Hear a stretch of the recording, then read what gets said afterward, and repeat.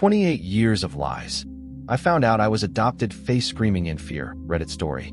Imagine living nearly 3 decades believing you knew who you were, only to discover it was all built on a secret. I always thought I knew who I was. My childhood wasn't perfect, but it was filled with the small comforts that made me believe in stability.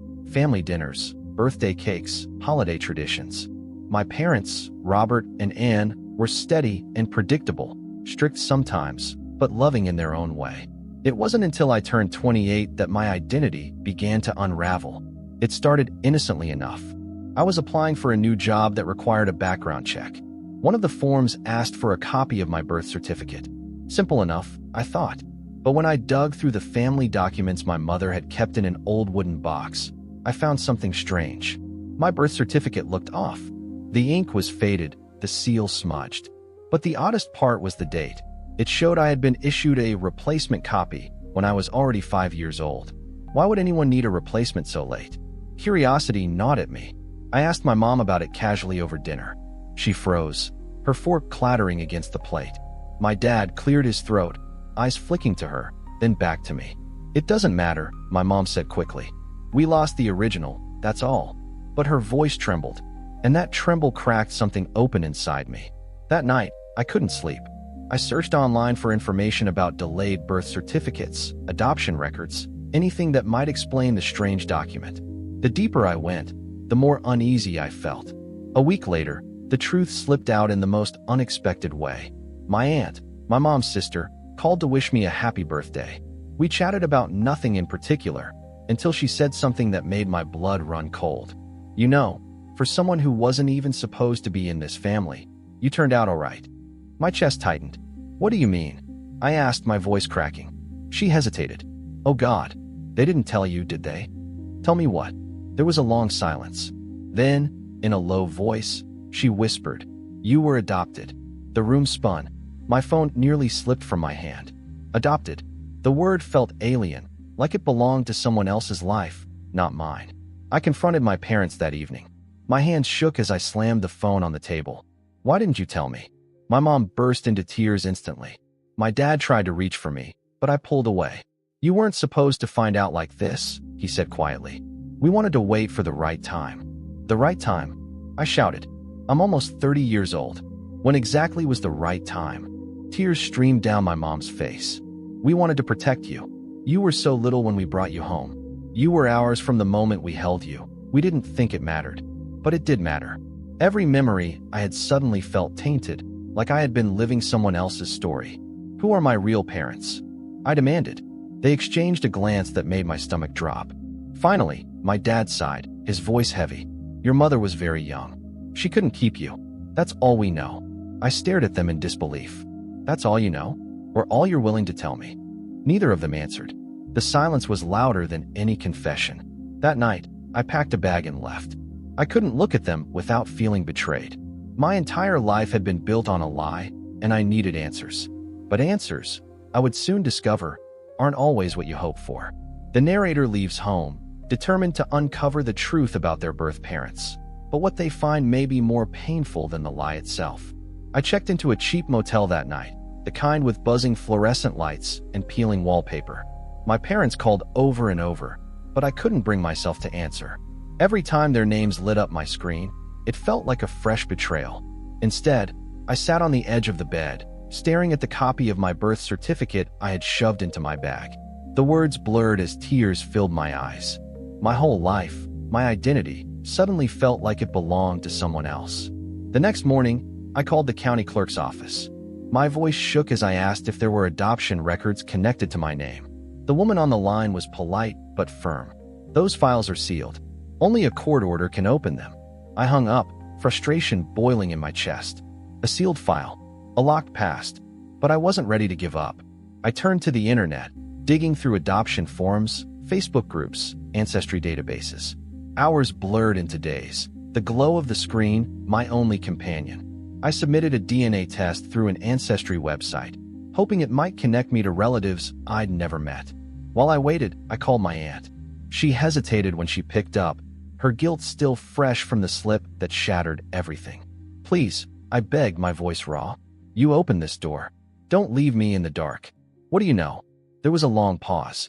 Then she sighed. Your birth mother's name was Julia. She was 16 when she got pregnant. My sister and Robert adopted you when you were a baby. They wanted to raise you as their own. Julia, she didn't have a choice.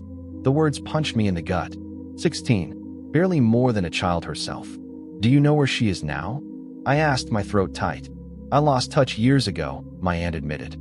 Last I heard, she was living a few towns over. But listen to me. Be careful. The truth doesn't always give you peace. I thanked her and hung up, though her warning echoed in my head. Weeks later, the DNA results arrived. My heart raced as I logged into the site. The screen lit up with matches, second cousins, distant relatives, but one stood out. A 99.4% match for a maternal aunt. My breath caught. This was real. A living connection to Julia. I sent a message through the platform. Hi, I think we may be related. I was adopted, and I'm searching for my biological mother. Please reach out. Days passed before I received a reply. Her message was cautious. My name is Caroline. If you're who I think you are, Julia is my sister. My hands shook as I typed back, tears blurring my vision. Yes, please, I need to meet her. Caroline agreed to meet first, at a small cafe halfway between our towns. The moment I saw her, my breath caught. She had the same sharp cheekbones I saw in the mirror every day, the same brown eyes. You look just like her, she whispered, tears in her eyes as we hugged. We sat for hours. Caroline told me everything. Julia had been pressured into giving me up. Her parents, my grandparents, had insisted she wasn't ready to raise a child. They had pushed for adoption, and my parents, family friends at the time, had stepped in. Julia never stopped thinking about you, Caroline said softly. But she was young, and then life got complicated. She married young, divorced young. She has 2 kids now. You're half-siblings. The words hit me like a tidal wave. Half-siblings. A whole family I never knew existed. Caroline reached across the table, squeezing my hand. She doesn't know you found out. If you want to meet her, it has to be her choice too. Are you ready for that? I nodded, though inside I wasn't sure. Part of me longed for it. For answers, for belonging. Another part of me was terrified. What if she didn't want me? What if meeting her only deepened the wound? Caroline promised to speak with Julia, to give her the chance to decide. As I drove back to the motel, my heart pounded with both hope and dread. For the first time, I was closer than ever to the truth. But the truth, I would soon learn, comes at a cost. Caroline has agreed to tell Julia, but will Julia want to meet? Or will she shut the door on the past forever? 3 days after meeting Caroline, my phone buzzed with a new message. This is Julia. Caroline told me you've been looking for me. I don't know what to say. I never thought this day would come. If you want to meet, I'll be at Riverside Park tomorrow, 3 p.m. My breath caught. Julia, my biological mother. The hours crawled by like years. My mind swirled with every possible outcome. She'd reject me. She'd welcome me. She'd cry. She'd run. I barely slept, my nerves raw and electric. When the day finally came, I drove to Riverside Park with my heart hammering in my chest. The air was crisp, the sky cloudless, but I barely noticed. My eyes scanned the park until they landed on her. Julia. She stood near the fountain, hands clasped tightly in front of her. Her hair was streaked with gray, but her posture, her eyes, they were unmistakably mine. When she saw me, her lips parted, and tears welled instantly. I froze, drinking her in. For the first time in my life, I was looking at the woman who had given me life. Then, slowly, I walked toward her. We didn't speak at first. We just stood there, staring, tears spilling freely. Finally, she whispered, "You look just like I imagined." My throat tightened. "You thought about me?" Her face crumpled. Every single day. I broke. I collapsed into her arms, sobbing, clinging to the woman I had never known but had always, somehow, felt missing. She held me tight, rocking me like I was still a child. When we finally sat on a bench, she told me everything. How she had been 16, terrified, pressured by her parents to give me up. How she had begged to keep me, but was told she wasn't capable. How she had never forgiven herself. "I thought I was doing what was best for you," she whispered, voice shaking. "But giving you away, it tore me apart." I listened, torn between anger and compassion. Anger at being kept in the dark for so long. Compassion for a girl who had been robbed of a choice. "Do you hate me?" she asked suddenly, her voice barely audible. I shook my head, tears falling. No, I don't hate you. I just don't know who I am anymore. She reached for my hand, her grip trembling. You're mine, and you're theirs too. Nothing can change that. You don't have to choose. Her words lingered, but they didn't erase the conflict inside me. Robert and Anne, the parents who had raised me, had lied by omission, but they had also fed me, clothed me, loved me. And Julia, the woman who gave me life, was both a stranger and the most familiar soul I'd ever met. As we talked, a boy and girl ran up to the fountain. Julia stood, calling out, "Ben, Sarah, come here." My chest tightened as I watched them, my half-siblings. They looked at me curiously, their eyes wide. "This is..." Julia hesitated, glancing at me. "This is your sister." The word hit me like lightning. Sister. I had siblings. Ben, the younger one, grinned and waved shyly. Sarah, older, studied me with cautious curiosity.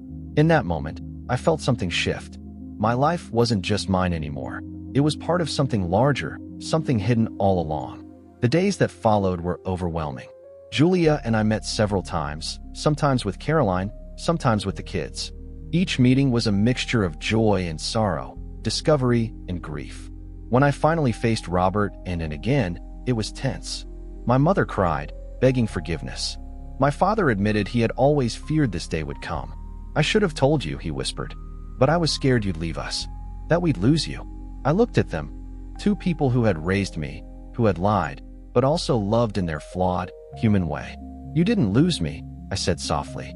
"But I need you to understand, I deserve the truth. Always." Months later, life is still messy. My relationships are complicated, layered with scars and new beginnings. I have 3 families now.